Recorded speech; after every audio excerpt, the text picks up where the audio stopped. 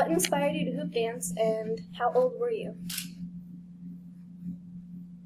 I was inspired to hoop dance by a young man from Newtown, North Dakota, and I was inspired to do this in 1979, so it would have been 25, around 25 years of age at that time. How do you feel when you dance? Oh, I feel so good. I feel good. Like I feel, a lot of, when you do the hoop dance, one of the signature like dance movements for any hoop dancer is that what they'll do is they'll spin, and when you spin, you create a centrifugal force. And this way you can best display your designs, whatever designs you're making. So when you spin, then the designs come out like that.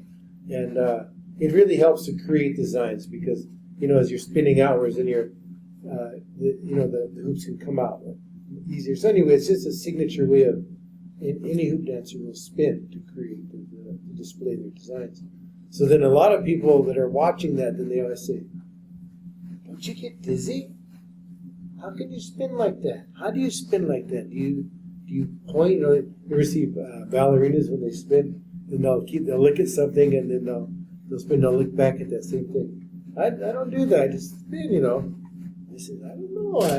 Actually, to tell you the truth, when I wake up in the morning in my everyday life, I would say I'm really dizzy and confused and disoriented. But when I dance, everything straightens out, everything becomes harmonized, everything becomes balanced, and I feel good, it makes me feel energized and everything, and I do feel that way. Whenever, not just hoop dancing, any kind of dancing, it's this really good feeling, yeah. And I feel so blessed to be able to do that, and I think it really helps to retain health.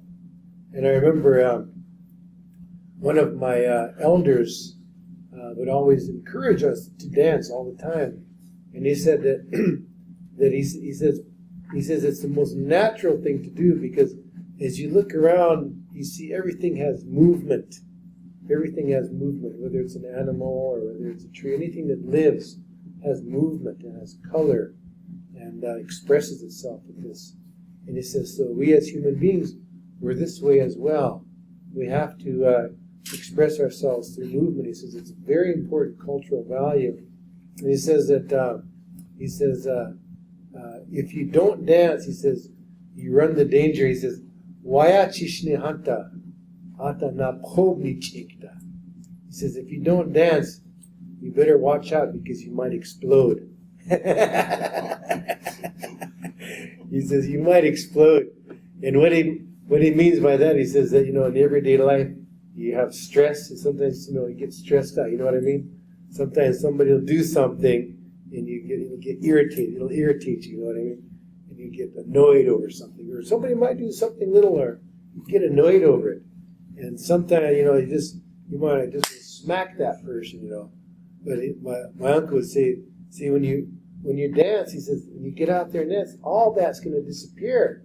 And you're going to feel, you're going to make yourself feel happy. You're going to make yourself feel joyful. In fact, he says you'll feel all those people that you might feel jealous of, or they might make you want to pout or something.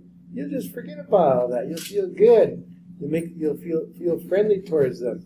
And all this alienation, because oftentimes we think, well, these people don't like me. These people. You'll forget all about that, and everything will kind of become more. You create this feeling of connectedness, the group of life. So I feel that way when I dance too. I feel just that way. It makes me feel good. Thank you. Yes, you're welcome. Why do you use 28 hoops in your dances, and what do the 4 colors signify?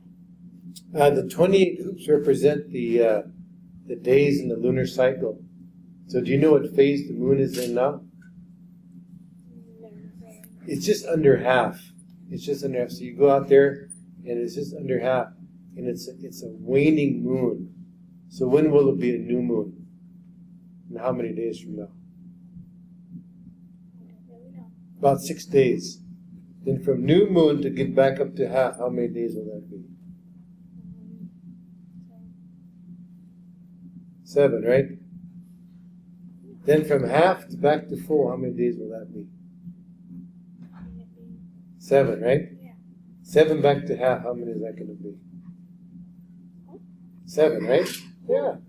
So then for it to get back to new moon from half, how many days will that be? I don't know. I'm really 7. confused right now. Yeah. And how many, if you add those up, how many is that? 28. 28. Yeah, keep going. That's right. No. So, Scoot over in the middle of your chair there. Okay. so the reason why they use 28 because that's the full. I didn't mean to put you on the spot, but that's the full cycle of the moon. You see. Yeah, not really from the whole moon. Oh yeah, yeah. But it's up there. It's right over there. Anyway, so there's 28 days, and then the reason why these are 28 hoops is because remember I was saying about how the seasons are all condensed in this area.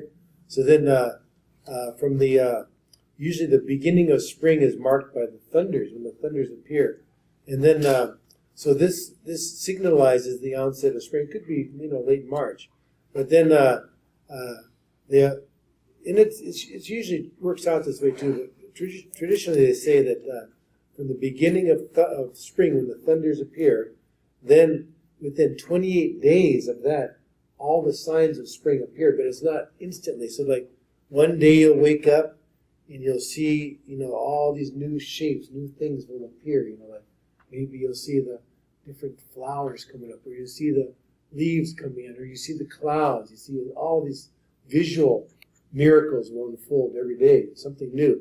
Every day you wake up and you'll hear a new sound. Maybe one day certain insects come begin to sound out. The next day, all these frogs are sounding up. Next day, all these birds, you hear all these birds. So every day, a new auditory phenomenon returns. Every day, you wake up and you inhale a fresh fragrance, a new fragrance. So they say within these 28 days, all these signs of spring appear. So then, in the hoop dance, you recreate that. See, you create all the phenomenon in sequence of the spring appearing day to day, each day a new miracle showing itself. So then that all occurs in that 28-day period. So that's why these are 28 days. Does that make sense? Yeah. So you just reconstruct that all in the dance. And then the other question you had was, the 4 colors. So the 4 colors are the black, red, yellow, and white. And these 4 colors represent the seasons, the different seasons, represents the different winds that blow over the world, represents the different directions, represents, remember, the different stages we go through in life, represents diverse peoples also. Because in the Dakota language, when they talk about different socio-political kindreds or different types of people, they say, Oyate ka changalishka. See, that means the hoop of the nation. Because at one time, traditionally, all the diverse peoples, they were all whenever they convened, whenever they gathered, they all formed that circle. See, that represents people coming together. Yeah. And why does the dance unify all humans? It doesn't. It may or may not unify them, the dance itself, but it just symbolizes that unity, and it symbolizes that because the shape of the circle is in people who study that. It's what they call a universal archetype. It's a world symbol. It's called the most ubiquitous archetype. In other words, all peoples in the world use this design, the shape of the circle, and for all peoples it means exactly the same thing. No matter what language that people speak, the most remote place on the planet, Easter Island or in Africa or Papua New Guinea, and that shape represents the same thing for all people. Represents a unity, represents peace, represents harmony, represents balance and beauty, represents continuity, represents infinity, represents all things. It's a sign that the Creator has imprinted on all of creation.